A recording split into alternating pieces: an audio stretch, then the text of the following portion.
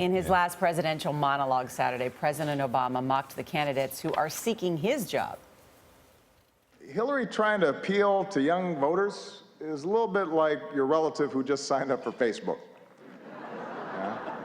Dear America, did you get my poke? Is it appearing on your wall? I'm not sure I'm using this right. Love, Aunt Hillary. Is this dinner too tacky for the Donald? What could he possibly be doing instead? Is he at home eating a Trump steak? Tweeting out insults to Angela Merkel? Our chief White House correspondent, Major Garrett, is the secretary of the Correspondents Association. He had a prime seat on stage right next to comedian Larry Wilmore. He's with us from Washington. Major, good morning. Good morning. So from your vantage point, how did the president do?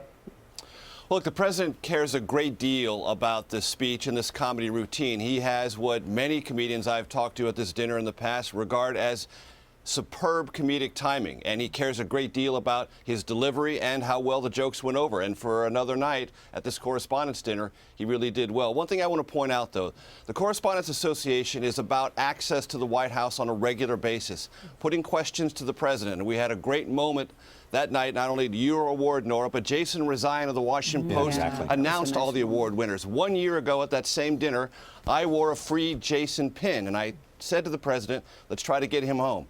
As this country well remembers, I asked the president about that entire situation.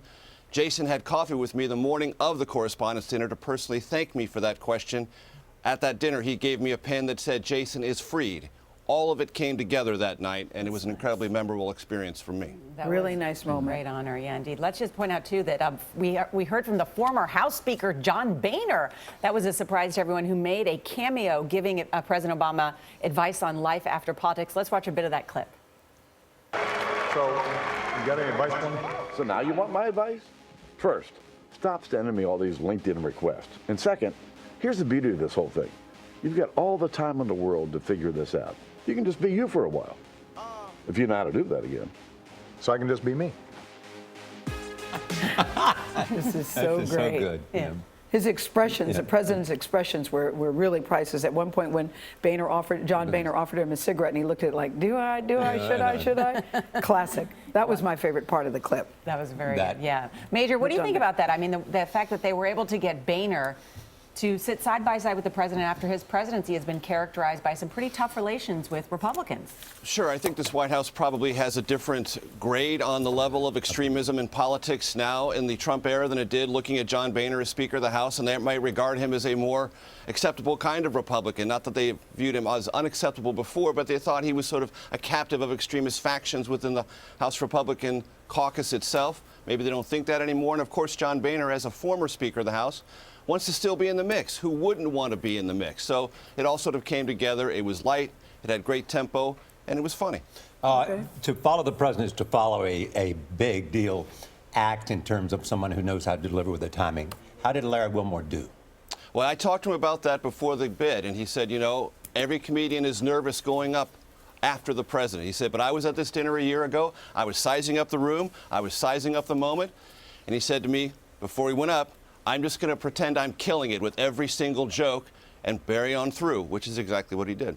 Yeah, but I'm not so sure it played in the room. He had a great wind-up, Major, leading to the close as a black man in the country where you couldn't have a black quarterback, to have the President of the United States. But to end with the N-word, I think, left a lot of people with their mouths sitting open. I was there with Bob Schieffer on one side, Valerie Jarrett on the other, and we all sort of audibly gasped. And I just think some people thought it was disrespectful and inappropriate because it is a president of the United States. And still others said, bravo to Larry Wilmore for keeping it at 100, as he says, keeping it 100% real. But for many people, they thought that was just a little too real for that room. Or any room, to be honest with you. I detected a slight wince in the eye of the president over that. But Larry Wilmore wanted to do what he did. He did the act exactly the way he wanted it to, and he was playing to a different audience, not just that room, but everyone watching on TV. Well, everybody's talking about it today, and for his comedy writers, they say that's a win for us. We'll see. We'll see. Thank you very much, Major.